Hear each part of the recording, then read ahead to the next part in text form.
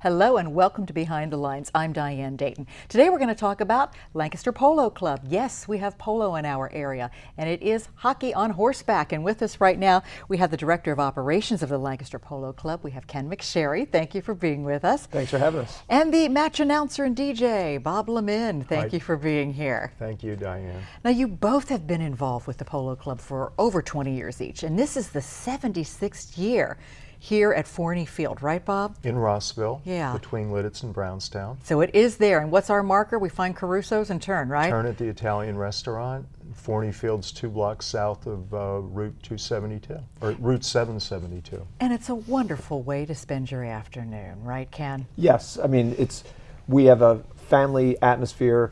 Mom and Dad can tailgate and drink some wine. The kids are playing and having fun. And then you have horses thundering up and down the field, so it's a perfect way to spend a Sunday. It really is. So it's Sundays, and it always starts, what, the second Sunday in June? Is that correct? Second Sunday in June, regardless of the date. Okay. And we play until mid-October. So it's a nice extended period of time. So the gates open at 1 with matches starting around 2:30. Is that right? Correct. 2:30, and we have lovely shade trees. Forney Field's a park-like setting. People can pull their vehicles up close to the sideboards, tailgate under the shade, and enjoy the match and enjoy great music too in between breaks. That's right, and you do a really good job with that too.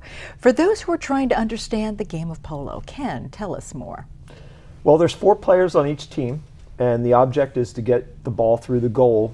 And the number 4 player plays defense primarily and tries to get the ball up to the number 1 player. Number 1 player usually plays the most offensive position and trying to score. There is a mounted umpire, sometimes 2 mounted umpires preferably, and a 3rd man official on the sidelines in case the 2 umpires can't agree on a call. It is a full contact sport. However, the bumping is limited to 45-degree angle and plus or minus 10% of the other opponent's speed. So we bump each other and get into each other a little bit, and there are some wrecks. Yeah. But primarily we try to keep it safe for both the player and the horses. So you wear helmets and then also Helmets, boots, knee guards. A lot of players wear gloves, and try to keep it as safe as possible. Yeah. So we have what's called a chukker, which is kind of like a period. Is that right? A 7-minute period. Okay, We play 6 7-minute periods. There's a first half, extended break at halftime, and a second half. In between chukkers, polo players change horses because it's fast-paced action. It's like a horse race or a cavalry charge up and down a huge field.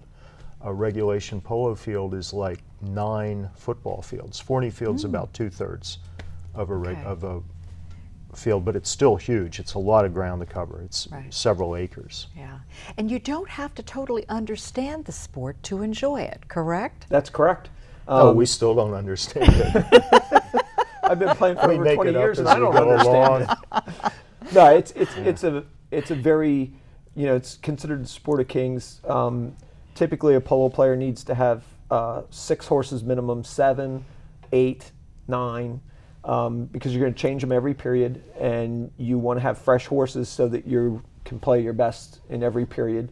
And the players basically are trying to compete with each other, but we're also trying not to kill each other. We're trying to keep it safe and make sure that everybody has a good time. Yeah. But it is a full contact sport, and we do occasionally have some wrecks. The rules are designed to protect the Horses horse and and rider. riders, yeah.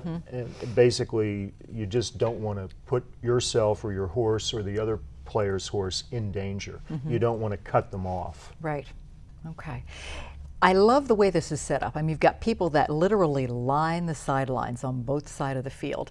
And there's a lot of tailgating and a lot of frivolity, I guess we could say, that goes along with this too. It's a lot of fun because it's families that are there, it's friends and groups that are there, and you have a lot of fun things going on each Sunday to make it exciting as well. So now I understand that the opening is on June 12th, and that's opening day of polo, right, Bob? Right. Sunday, June 12th, the gate opens at 1. It only costs $5 to get in too, so it's not expensive, and it's bring your own everything. Bring your Okay. own party.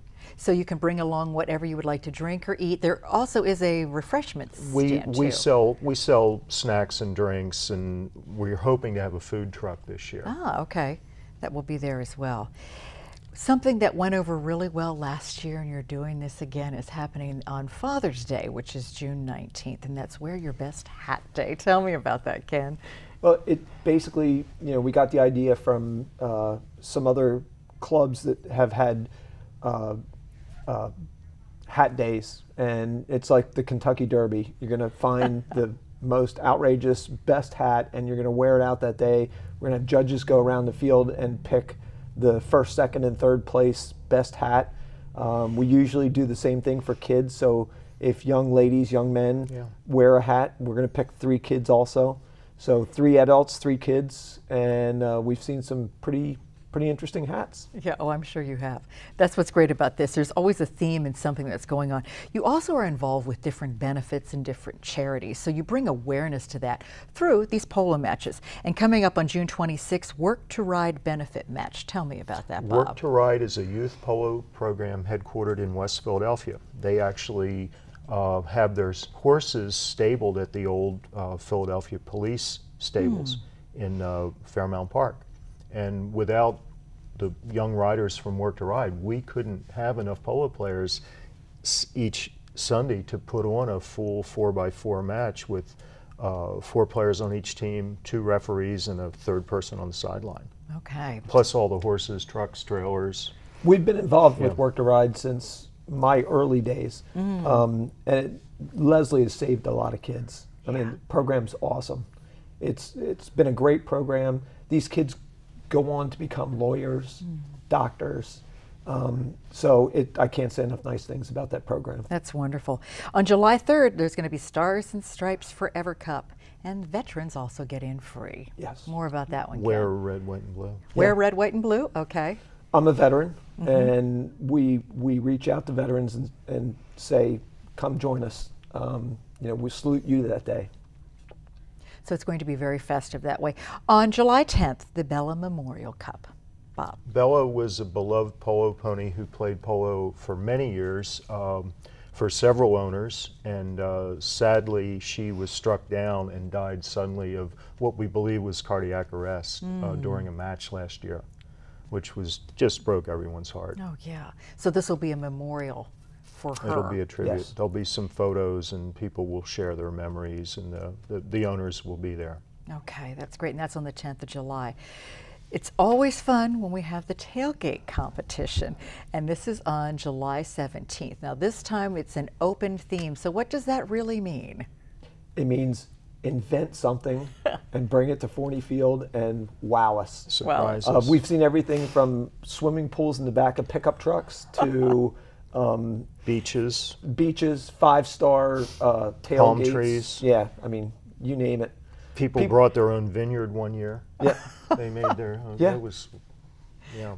Be creative. So you're really only Penguin- limited by penguin what you can dances, come up penguin with walks, and yeah. bring too. Correct. So then we'll have the judges that go around and place Yes. the awards that way too, Yeah. right? Oh, that's so much fun. There's usually prizes for best food, best Uh-huh. drink, best theme. Okay, we'll remember all those categories. On July 24th, Salute to Local Business Day. We're going to invite local businesses from the Lidditz, Lancaster, Ephrata area and tell them to come out, set up a table, and promote your business. No charge. We just want them to come out and enjoy a day of polo and introduce our patrons and our fans to them and introduce them to our patrons and fans. That's excellent. It's a great way to connect with the community and Yeah. with the business community as well. We're going to put the website up on the screen. There's also a Facebook page. What are we going to find on these different places, Ken? Bob? Well, a lot of photos, Okay. our schedule, a list of the rules, a little bit of history of the club. We date back to 1940. We were founded by a group of cattle dealers from Lancaster stockyards, hence the name Forney Field. Ben Forney was the godfather of polo in Lancaster County. Wow. And what I love too about the Facebook page, you also do some updates on that as well. So that's something that can be kind of current. Most of us are on Facebook in some way, shape, or form. So that's an easy way to find you. It's just what, Lancaster Polo? Lancaster Polo Club. Lancaster on Polo Facebook. Club on Facebook, and then it's lancasterpolo.org for on the the website. Right. When the season starts, as director of operations, weather permitting, of course, if it's pouring down rain, we can't play polo.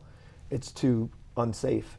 But as director of operations, I make the call, and the Facebook page is updated as well as the website saying today's match has been canceled, Okay. or we're on today. Okay. If it's questionable and we say we're on today, meaning come on out, we think we're going to be fine. That sounds great. This is going to be a wonderful season. We're going to take a brief pause, and we come back. We're going to talk about what's going on August, September, October, and more. So stay with us. Welcome back to Behind the Lines. We're talking about Lancaster Polo, the club, and the excitement that goes on Sunday afternoons, middle of until the middle of October at Forney Field. We're talking about all those wonderful events going on Sundays. Now, we went through July. July 31st, there is no polo because there's soccer going on in that field. But you come back August 7th, and this is one of my favorites. It's a local vineyard day and wine tasting. More about that. Last year we did it for the first time. We had Waltz Vineyards from Mannheim. It went very well, and it went so well that we're going to invite other local vineyards. I believe we have one coming from the Reading area. We have Waltz, and we'll probably have another local vineyard. That's great. The more the merrier. Yeah. Wine tasting and glassware and elegant hats and everything that goes with fine wine and tailgating. So Should be fun. Bring along the foods that you want, and then you can also purchase some of the wine there, my understanding, Correct. too. So that makes it really nice as well. Okay, on the 14th, there's a Atkins, Donnie Aiken's Nuptial Cup. yes, and the Whiteout Day. So tell me about that. Salute to Donnie Aikens, longtime polo player, founder of Cowtown Polo Club. Donnie's now a big part of Lancaster. He's one of our board of directors. He and his wife come up from South Jersey every Sunday. Donnie usually referees. The reference to the Nuptial Cup is a salute to his wedding anniversary with Sally. Okay. Donnie actually met his wife at Brandywine Polo Club. Okay. And they wound up getting married at Brandywine Polo Club, and then he founded Cowtown. Cowtown, we played Lancaster and Cowtown were like brother clubs, and we enjoyed playing at Cowtown very much. And when Cowtown kind of closed up, some of the Cowtown players came to Lancaster, and we enjoy having them. That's great. The 21st of August, I know this is a favorite for a lot of us. It's the Caribbean Cup, and it's also another tailgate competition. And boy, do we see some outrageous things here, right? Yes, it's been over the years. It has gotten bigger and bigger. There's prizes for best food, best drink, best theme, overall theme, and you're not really limited. So we've seen everything from sandy beaches to palm trees, swimming pools, Parrots. Yeah, Everything. pretty Okay. A lot interesting. of unusual hair and beard combinations. Yeah. And a lot of Bob Marley music and Red Stripe beer. Yeah. How many people come to a polo match on a regular basis? We're up to about on a normal day about 1,000. Okay. We have Sometimes several there's hundred more. members now. Yeah. Okay. Because that way it also allows for a lot It's of fun full. activity. It'll It is be- full and it'll- it is yeah. fun. It's not just about a polo match. Right. I just told somebody this story the other day where my daughter, I said, "But who won today?" And she was about 12 at the time. She goes, "Well, I don't know." And I said, how many times did I score today? And she goes, "I don't know." But she enjoys being there every Sunday. It's a social event. Right. There's a polo match going on, but it's Right. also a social event.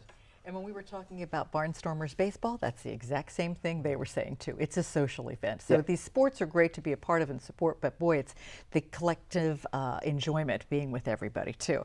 On the 28th of August, this is so much fun. It is the MG A Taste of Britain Cup. That's traditionally our biggest crowd of the year. We get several hundred British automobiles from the 40s up to present day. They park on the practice field. It's a big car show. The MG Club calls it a Taste of Britain, of course, which is fitting for we have British cars, British beer, people bringing their British flags, dressing up, saluting the Queen. We even sing. We have a great singer. Yes. Michelle will come out and belt out God Save the Queen. Michelle Wise is fantastic. She also sings the national anthem quite She's our frequently anthem too. She's She does. amazing. Yes. I'm glad to have her. Yes, absolutely amazing. But seeing all of these cars, it's really a lot of fun to look at those too. On September 4th, the Reading Symphony Orchestra Cup. Labor Day weekend. That is where Reading Symphony brings their players, their musicians, their patrons down under the tent. It's a big party, and most of these people have never seen a polo match before. So it gives us a chance to introduce a new audience to the sport of kings. That sounds really good. And they're great people. Yeah. September 11th, let's talk about cars again. This is the Porsche Cup. Yes. This is probably the 5th year of the Porsche Cup. The local Porsche club invites all their members to bring their Porsche out and enjoy a day of polo. They judge best car, and it's a nice opportunity for people to see some really fine sports cars. It's a lot of fun. I love September 18th. It's that chili cook-off. So if you love chili, boy, we had how many last year? Do you recall? Over a dozen. Over a dozen different cookers. types of chilies. And boy, they were pretty diverse in what they put together too. Yep, vegetarian. There was one that had vermouth in it, I believe. She won, one of the winners, and yeah, It was amazing. Good it's- food. It's a different group, a different theme, different group of people almost every week. It is. And I also know there's also a charity that's involved with this too, so there is some fundraising that goes through. For the chili, yeah. Yeah, Yep. with this as well. And to get to meet these different people and hear their stories about what they're making and how they made it is really a lot of fun. I know we had Michelle doing some interviews last year, but that's the chili cook-off on the 18th. On the 25th, Triangle Therapy Riding Benefit Match, Ken. It's a therapeutic riding association that Karen Fogarty's involved in, and she basically is raising awareness and money for the therapeutic riding group. And she brings a group of people out that are involved in that organization, and we put on a great match for them. What's wonderful about that group too, and I know I've talked to them, what they do for people, whether it's veterans or children, and helping them through this therapy with horses to really be able to get adjusted, in society and live fuller lives. And they do a wonderful job with Yes, this. agreed. Absolutely. October 2nd, Bob, I know this is one of your favorites. It's Oktoberfest and it's craft beer.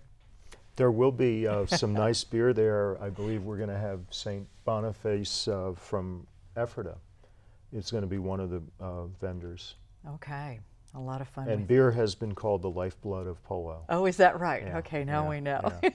October 9th, tell me about this one. The George Puchek Memorial and Patron Appreciation Day.